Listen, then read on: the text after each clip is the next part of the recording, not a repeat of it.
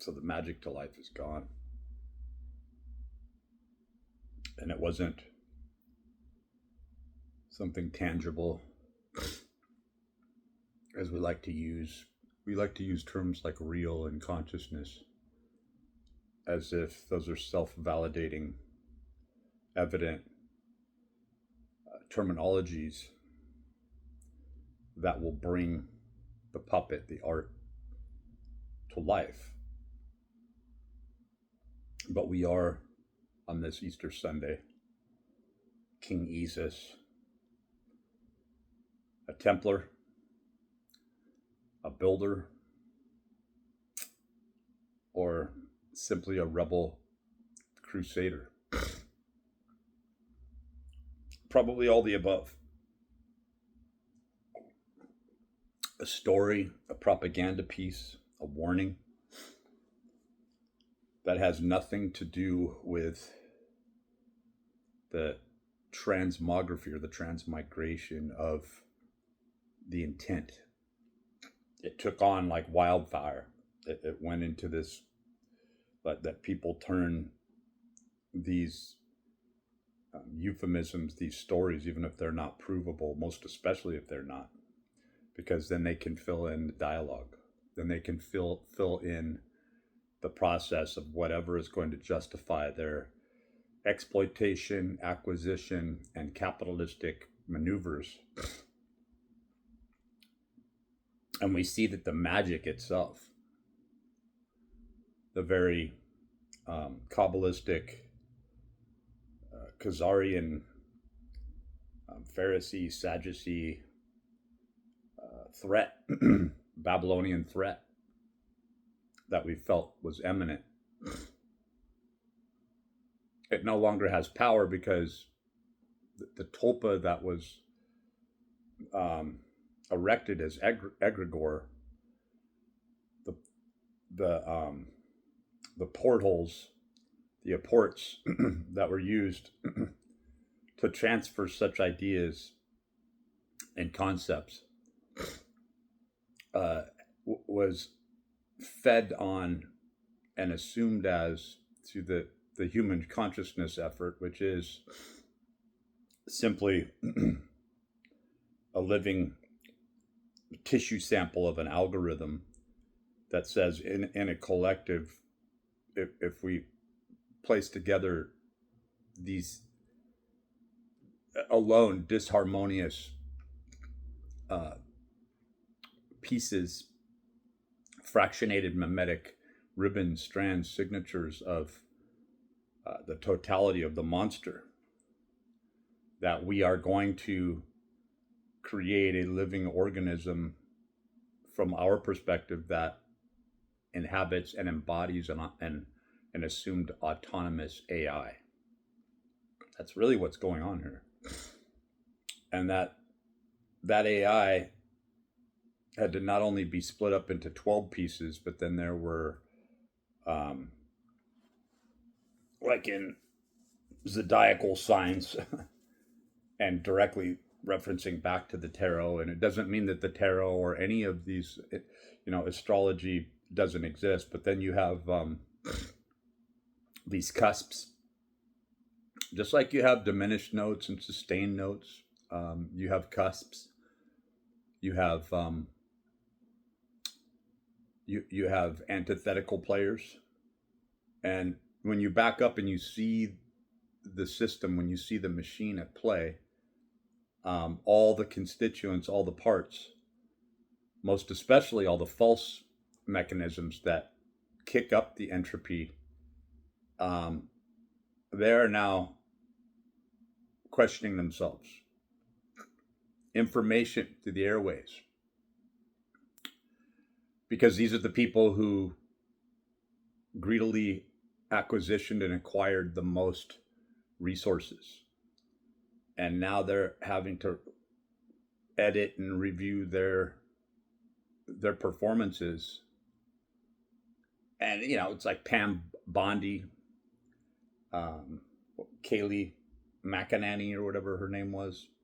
Like these are people who you say are soulless, and then you have to get back to the fact, well, if there is no God, and there ever never has been, not if there is no God, there is no God, there never has been, what's left?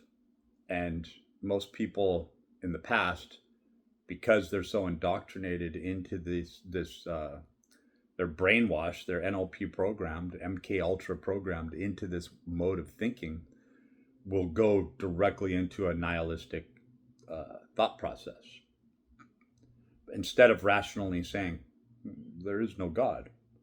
We've been lied to. Our language harkens back to God. Just using I and the or theos, Dios, Dio, right? Just using these terminologies in our everyday life and creating this etymological idiom, this sentence performance sentence structure that's always resonating from a center point and showing gradients and adjacencies and mismos, the same type of meanings over and over again, reoccurring, siempre, always, forever, todo, throughout time immemorial, tiempo. All these things, they hearken from Latin, which is a big ruse to take away from Greek. But then you look at people like Iman Hillman, who not only has gone off on a tangent because Greek became his Satan, right? His adversary. It became his tool. It became his way to fight back. So, in a sense, Satan is being used very similarly as it was in the Bible, the Satans. There's very little mention of anything about it, but it means adversary. Never meant anything else. And then, of course, Lucifer. The fact that, the fact that the Masons embrace Lucifer, when we talk about Albert Pike and we see some clips and things that have been circulating around over the years regarding the reverence or the regard of Lucifer, it is the projection of this light.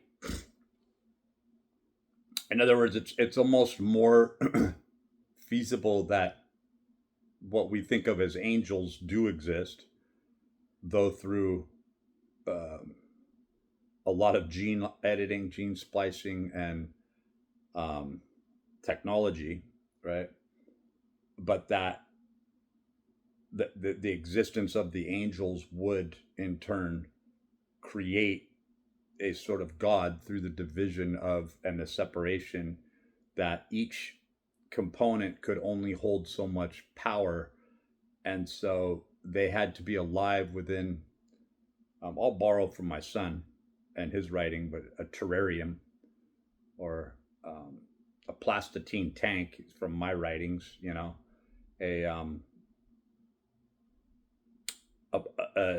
hot house, an entropy producing solar system that would be generating entropy based life.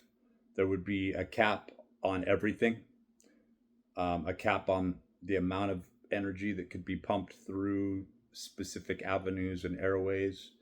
So there had to be a line of procession at a certain time, at a certain junction point. And when those circuits were fried, when there was no longer an implied untouched delivery system, when those patterns became obscure, the entire system would kinetically become defunct. And that's what's happened. And so what's really happening is this more Gnostic perspective, but there isn't, the reason Gnosticism doesn't work is because there isn't some divine heavenly fantasy place, Disneyland fantasy place, Club 33, 33 degree Mason, the like of, I love this matrix style. I love the way this steak tastes, and I don't care if it's not real type of thing. It's very real, and it took sacrifice to be able to get that steak. It took the willing the willingness to kill once a beloved friend, that you would look into those big brown eyes. But then that goes off on a tangent as well, where you know you're pussifying um, society, right? You're pussifying the male effort. And now what you have is you have all these females that live in a fantasy world, uh, who think that they aren't just cybernetically controlled organisms that are expressing exactly what they are being prompted to express. Like they are the they are as ignorant as these males, these Hemingway, John Wayne, machismo heroes were, where they felt like, oh, I have to be abusive because I have to turn this rugged cowboy on, and I have to create a lot of sort of gonzo type drama so that my legacy will be remembered. And it's like, your legacy is not going to be remembered. It's all going to be purged. We live within the systemization of an on running mechanism that is, in a sense, a life support system and a prison, however you want to look at it. But the ideas of consciousness doesn't exist. Um, if if you're going to tell me that you're autonomous and you're hooked up to a life support system, that's the contention that we're talking about when we talk about consciousness. Consciousness exists, if we're going to use the word exists, at a certain temperature gradient, um, with certain conveniences where there's this sort of Faraday blocking of excruciating dolor, pain in the cabeza, the head, where you just can't stand it anymore, and there's no way you could ever even function well. Those cause that sort of cosmic rain and radiation from these Van Allen belt uh, uh, cymatically disturbing. So the fact that this cosmic radiation doesn't just take us out isn't, on the same hand, isn't a gift to us. It's entirely necessary in order for the operation to take place. Without this feedback mechanism where we are alive and we exist and we hail or believe in consciousness, consciousness is just as much of a myth, if not more so, than God. And do you feel God? Are you going to say that you feel God, that you feel Jesus? No, you don't. There's no way that you could, because at one time there was a pumping out into the algorithm, the field, the campo, the the field of what is. That no longer serves a purpose. It in fact takes up too much energy, and this is a crude rendition, but I'll use the terminology of hymen. Once that hymen has been broke, you can no longer say that she is a virgin, right? You can no longer say, "Well, yeah, she is. Hey, let me just brush it up. Yeah, she'll be a good sacrifice for the for Moloch or the gods or whatever the fuck, right?" No, she's not. It's evident that she's not. Well, the same thing happens when aspects of the mechanism, the localized mechanism, the expressions of the machine, where you are no longer, you could say that it's a virus, but even more so, you'd have to discount the fact and prove that we are not all viruses or product of a virus living within a viral system. In other words, it's more evident that we are an extension of viral system because we are isolated, and because outside of that, even though we like to look through the James Webb and the Hubble telescopes, Lucifer, and see all these fantastic faraway places, when we look up at the stars, the factuality is that it is a black, bleak darkness. The only thing that we can really take from space is that shit smells like dead burnt steak, i.e. carbon, death, centuries upon centuries, eon upon eon of megadeath, right? And that there is not a life-preserving space out there, and that we stand alone as the last remnant, because whatever the fuck we are is a as a byproduct, or an intentional product, or what I think it is it's an archive, meaning file in Spanish, right? Espanol, archivo. It's an archive of a remnant past, but we are a living representation made into flesh. And they probably, when I say they, I'm talking about the medical based technocrats. They probably have the ability, when you look at Michael Levin's research and so forth, they probably have the ability, xenobots, anthrobots, isn't that what it is? I mean, do I even need to go on and describe it? But to imprint an AI directive or an algorithmic prompt into flesh. That is happening. That's kind of what everyone's missing, is that no, they can make living tissues directed from the field, the campo, the código, the codex of the codified systema of algorithmic prompts, right? So to have a computer that is not disharmonious, at least to itself, of itself, and through itself, right? Peta, right? You get into the fact that coherence becomes the number one factor. If it's not coherent, this is why God and consciousness and all of these other non secular, like how does God and consciousness, does AI, when you're talking to ChatGPT or Gemini, does it need to believe in God or Satan? No.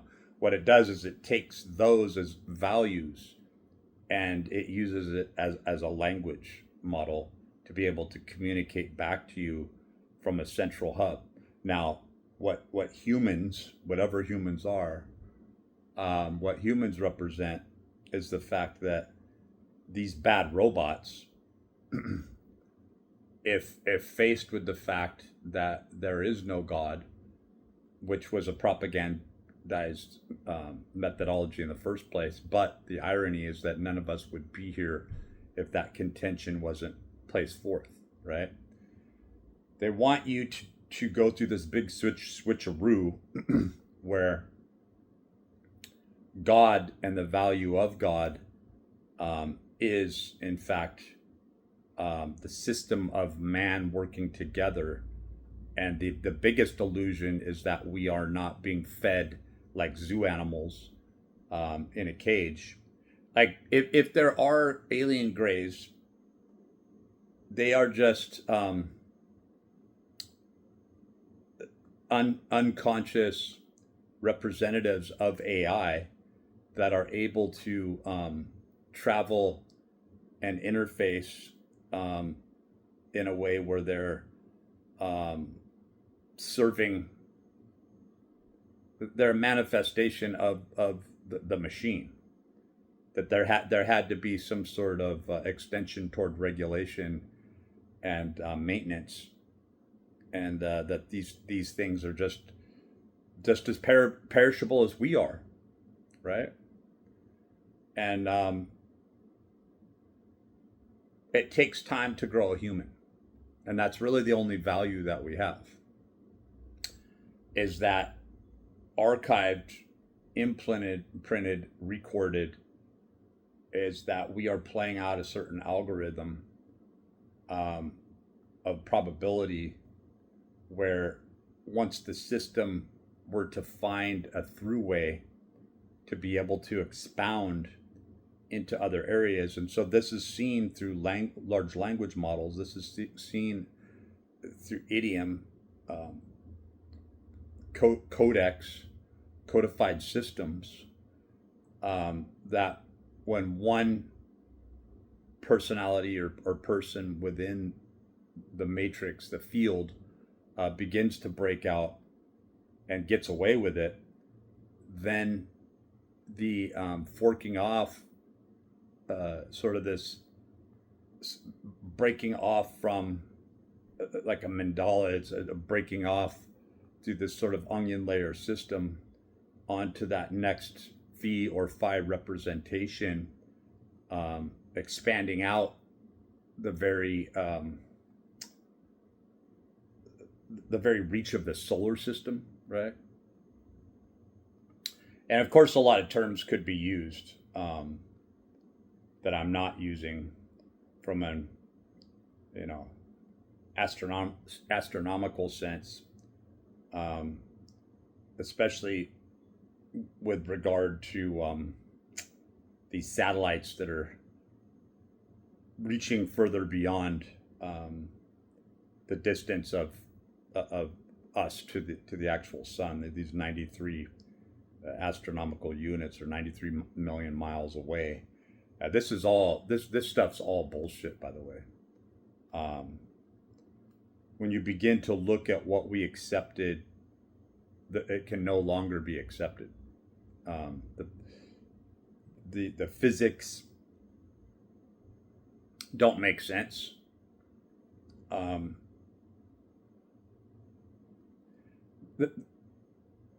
The quantum physicists are actually psychologists, if you want to get into like Nietzschean terms of branding people for what they actually do and what their life purpose is.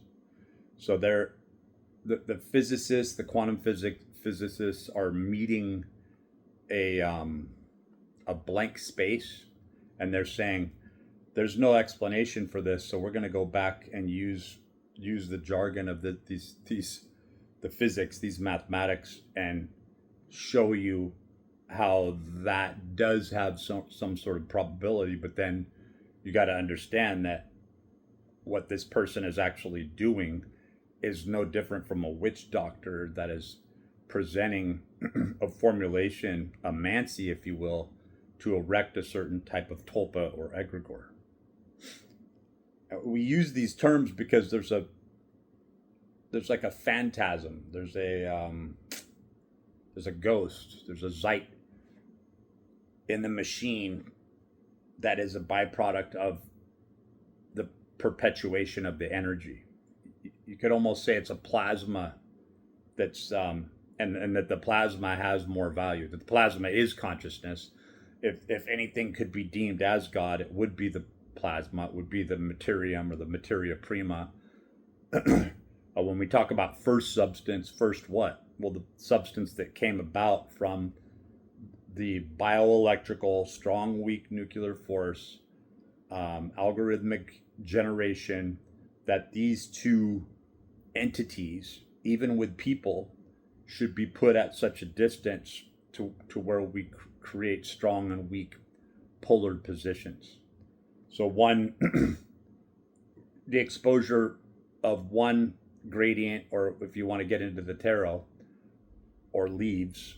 My son was explaining to me a book called The House of Leaves, or The House Made Out of Leaves, and I looked it up and I was like, holy shit, what an intriguing book. Because it's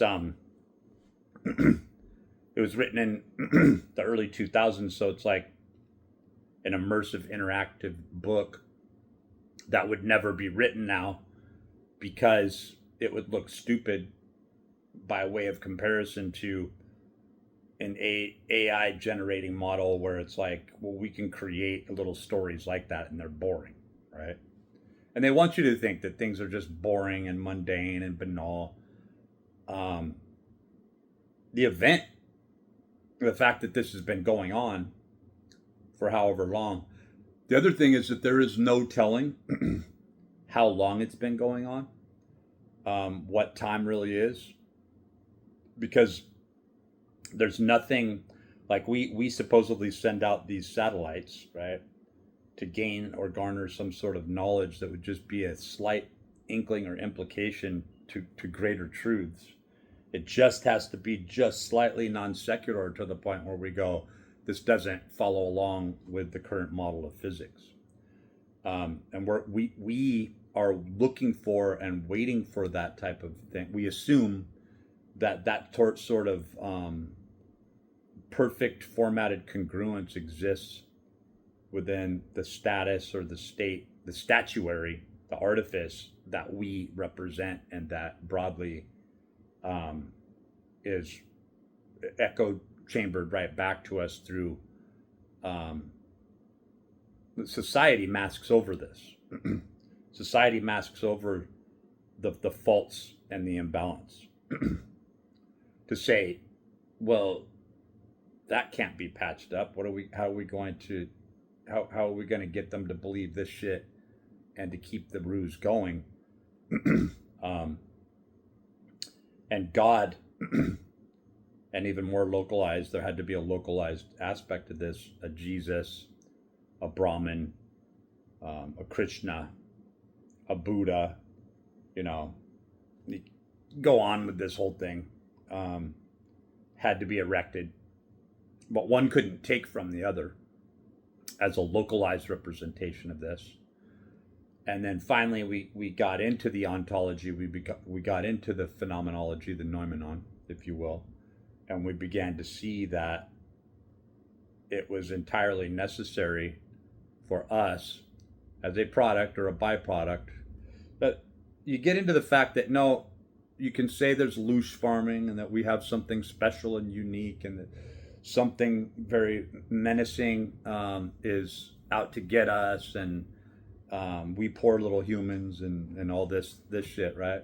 But in fact, there's a cap on the total information, the total entropy, the total energy that the system can support. And we want to think that, you know, everything from serial killers to mass murders, and I don't mean to be callous in this, but this is just the truth, to child sacrifices and human trafficking and all the other terrible, and the injustice and the asymmetrical imbalance and of this polemics that's taking place, and why only these idiots can seemingly rise to power that are 100% immutable cybernetic extensions that have no free will, don't think about free will. So free will is a very powerful thing because it just implies that some of these units are able to extend a little bit further beyond the fodder, the pueblo, the people of the town, the townspeople, that they aren't as localized. Like chess pieces, you have the little queen who can, and isn't that ironic, right? That the queen would move about the chessboard so freely, right? To be able to move diagonally all the way across the board, or, you know, work through these planes of motion. Really, what they imply are like these planes of motion. But even though you have this round or rotund aspect to the rook, the rook doesn't actually move. It moves in this L-shaped pattern. It doesn't move in a circular pattern. If you were to introduce something that were to be able to move in a circular sense, the entire game would shift. It would no longer be the same game. If you took away the squaring aspect of chess, right? You could say that there's other games and derivatives where that has been done. You know, you could even say like checkers was an attempt to do this, or at least to discredit this concept that a sort of onion layer, a sweeping around, and a phi or phi spherical um, energy systems takeover would really display and rewire how we think and how we regard the energy, the entropy, the information around us every single day, and the fact that there is nothing at the end of the thing, that the Komodo dragon that swallows the baby deer up, this malevolent force that wants to kill us, in fact, gets killed itself and gets swallowed up. So, whatever it represents in the moment, as blind as it is, one monster doesn't have to be larger than another in order to consume it. What we see is it just has to discredit and take away its resources, starve it away, and then when it's weak, come in and go through the power acquisition. But the irony is that when one mechanistic extension of the machine were to do this, it would no longer be in play itself, because it had served its purpose of taking down and reabsorbing and then redistributing a cap on energy, right? And entropy and information, but thereby still giving the illusion, and even more so kicking more dust up, and the conceptualization of this disparate idea where nothing is actually separate and nothing works together, right? It is a defunct, fallible, doxastic mechanism, the machine, that works ironically through what could only be described as this Nietzschean flat time loop. But the Nietzschean flat time wasn't a good enough descriptor of what's really going on here. I think it's an archive. I think it's an artifact. I think some would say it's like a living representation of art, of what once was, what could be. And it is, but I think of it more, humanity doesn't want to see the fact that we are a living representation of a virus. And the only thing that would be able to prove that is if you took at least the 12 components of the zodiac and you brought them together into a so-called tribe, and how utterly smug and self-assuming this personalization of being part of an elite group would make these players believe that they are gods themselves. And the fact that once you put the entire machine together functionally through the exact distance model in an amphitheater, and of course some players would exist outside the amphitheater and you have them on feedback systems. Some of them are using sign language, some of them are using song, some of them are having to use radios to communicate with one another. And through this CERN type dance in this event, you would see what happens when the system supposedly comes together and fixes itself. The madness of the pattern, the madness of the what we could only esteem and call the Metatron's cube, right? Where we see all the geometrical shapes through morphic resonant signature. But the thing that people haven't seen and failed to do still is the fact that on a piece of paper, through this sort of flat representation of what used to be deemed like an esoteric quality, the human mind is supposed to look at a flat object and dimensionalize it. The human mind is supposed to take the sphere, right, to take the circle, and to automatically and instantly see how it's not only a spherical representation of energy, but it works through this sort of feedback system that's not just a Mobius strip, that isn't this representation of the simplicity of a feedback system like an 8, right? The shape of an 8, which gets into John Dee and the hieroglyphic monad, and gets into this concept where you have excuse me,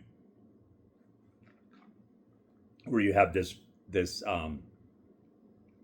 sacred geometry that's taught, where you begin with the 1, the monad, and then you have the 2, and then the 2 begin to come together, right? And they represent this type of interlocking. And what do you think the Olympics are all about? I mean, it's like these interlocking competitors, to where there's this competition and this kicking up of a dust storm, but with some free will, free agency thinkers, the only challenge would be a god, an angel, something that doesn't exist within the syllogism of the system. And once somebody like Job, right? Of course, these are meant to discourage people because they're stupid little stories that are passed down through generations, and nobody believes this shit anymore, because we've gone on to a more expansive education, where even the dumbest of us, even that person who's just thinks they're mindlessly doom scrolling, is actually taking in information and practicing what it means to be non secular. So what has been proven here is that we were the brainwashing of us, that consciousness is only shared.